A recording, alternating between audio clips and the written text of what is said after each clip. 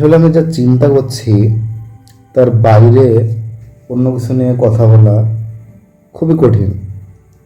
যদি চেষ্টা করি সেই ক্ষেত্রে আহ, চিন্তার প্রসেসটা অনেক কঠিন হয়, আর মাথায় স্বাভাবিকভাবে কিছু আসতে চায় না।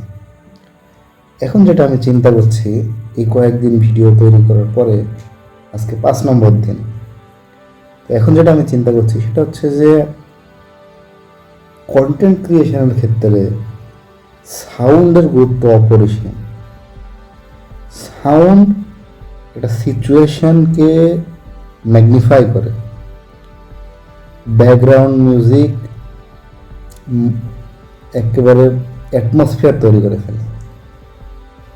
সব ধরনের কন্টেন্টের ক্ষেত্রে, শুধু নিউজ বাদে বা ডকুমেন্টারিতেও সাউন্ড ইউজ হয় ভালো রকমের।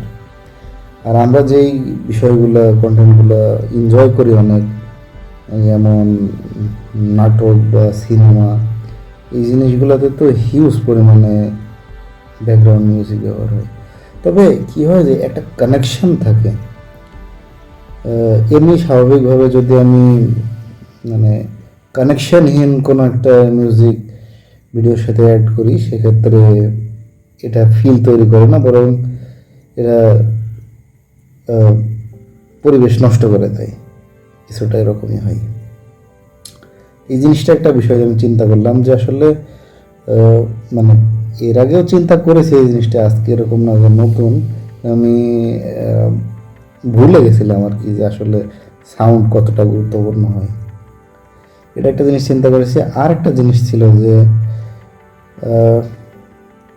এই যে আমি 1000 দিন যাবৎ চেষ্টা করছি একটা কোনো কিছু তৈরি করার, মানে 1000 দিনের যে একটা জার্নি তৈরি হচ্ছে,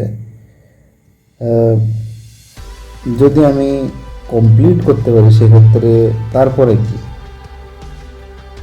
তারপরে হয়তো কোনো যদি একটা রিওয়ার্ড রাখা যায়, আমি যদি পারি সেটা, তবে আমার মনে হয় কি হয় যে ভালো ভালো জার্নির ক্ষেত্রে দি journey itself is a reward.